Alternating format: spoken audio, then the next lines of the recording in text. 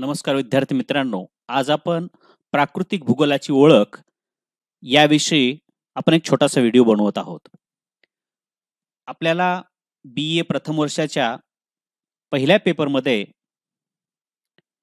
आपल्याला प्राकृतिक भूगोलाची व्याख्या, स्वरूप आणि व्याप्ती याविषयी आपल्याला माहिती घ्यायची आहे.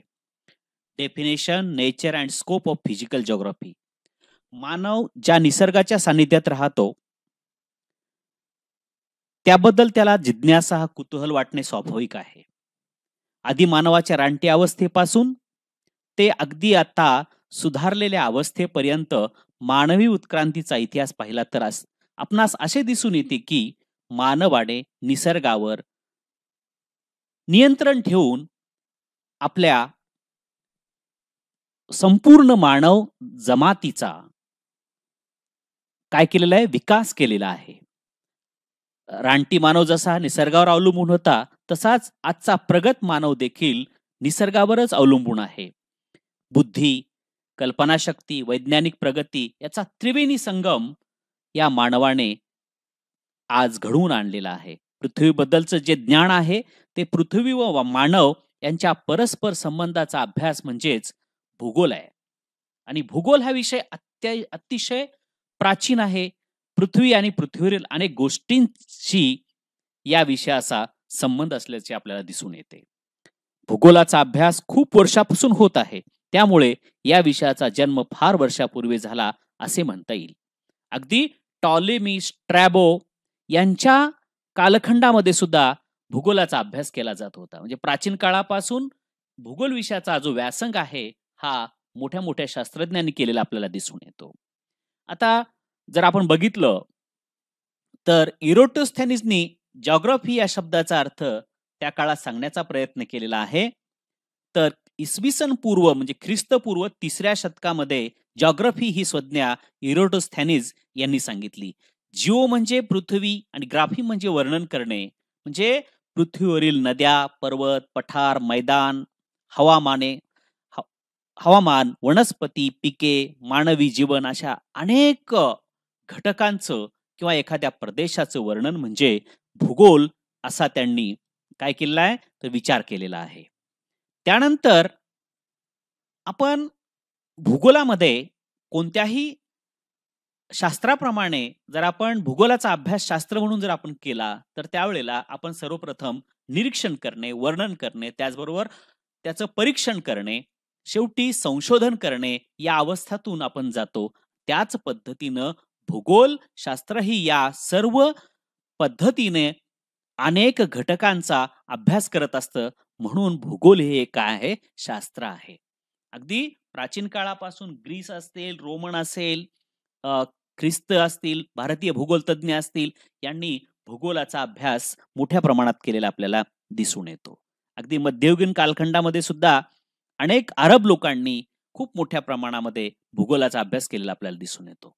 म्हणून भूगोल एक स्वतंत्र शाखा म्हणून 18व्या शतकापासून सुरुवात झाली आणि याच शतकामध्ये भूगोल हे एक आंतरसंबंधाचं शास्त्र म्हणून ओळखलं जाऊ लागलं. आणि खऱ्या अर्थानं शास्त्र म्हणून भूगोलाला पाया देण्याचं काम जर्मनी आणि फ्रान्स या देशातील भूगोल तज्ञांनी घडवून आणलं. यामध्ये अल्फ्रेड हेटनर असतील, त्याचबरोबर अलेक्झांडर फॉन हुम्बोल्ट असतील, कार्ल रिटर असतील, विदाल डी लाब्लाश या तज्ञांनी मोठ्या प्रमाणामध्ये हे काम घडवून आणलेलं आहे. आता 20व्या शतकात भूगोलाचं स्वरूप पूर्णपणे बदललेलं आहे आणि एक महत्वाचा विषय म्हणून आज भूगोल विषय ओळखला जातो. भूगोलाचं स्वरूप हे आंतरविद्याशाखीय आहे. आंतरविद्याशाखीय म्हणजे भूगोलाचा जो काही संबंध आहे हा संबंध अनेक विषयाशी आहे. उदाहरणार्थ आपण प्राकृतिक भूगोलाचा अभ्यास करत असताना आपण जलावरणाचा अभ्यास करतो. जलावरणाच्या अभ्यासातून सागरशास्त्र ही शाखा निर्माण झालेली आहे. जीवशास्त्र या शाखेतून जैविक भूगोल ही शाखा निर्माण झालेली आहे. प्राणीशास्त्रामधून प्राणी भूगोल ही किंवा जैविक भूगोल ही शाखा त्या ठिकाणी निर्माण झालेली आहे. असं जर बघितलं तर सामाजिक घटकाचा अभ्यास करत असताना सामाजिक भूगोल, राजकीय भूगोल, राज्यशास्त्र, राजकीय भूगोल अशा आंतरविद्याशाखीय शाखांचा अभ्यास आपण भूगोलाला अनुसरून आपण करत असतो. म्हणून भूगोलाचं स्वरूप कसं आहे? आंतरविद्याशाखीय, इंटरडिसिप्लिनरी आहे. सध्याच्या काळात भूगोल इतका इतका व्यापक झालेला आहे की या विषयाच्या अनेक शाखा निर्माण झालेल्या आहेत. आज मितीला जर आपण बघितलं तर 85 शाखांमधून आपण भूगोलाचा अभ्यास करतो. भूगोलाच्या प्रमुख 2 शाखा आहेत. ती म्हणजे पहिली प्राकृतिक भूगोल व दुसरी मानवी भूगोल, अशा भूगोलाच्या प्रमुख 2 शाखा आहेत.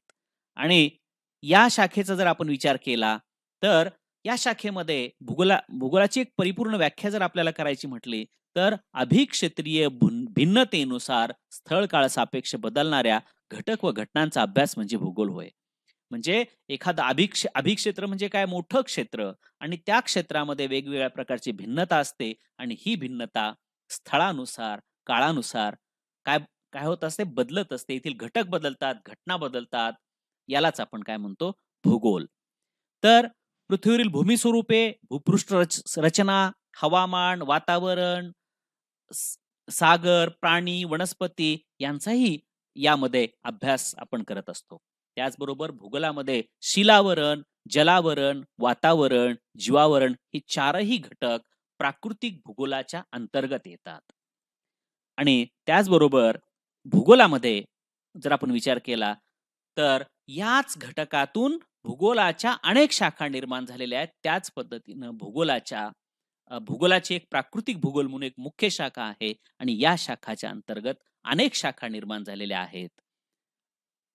धन्यवाद मित्रांनो. आपण इथं थांबूयात. दुसऱ्या व्हिडिओमध्ये आपण भूगोलाच्या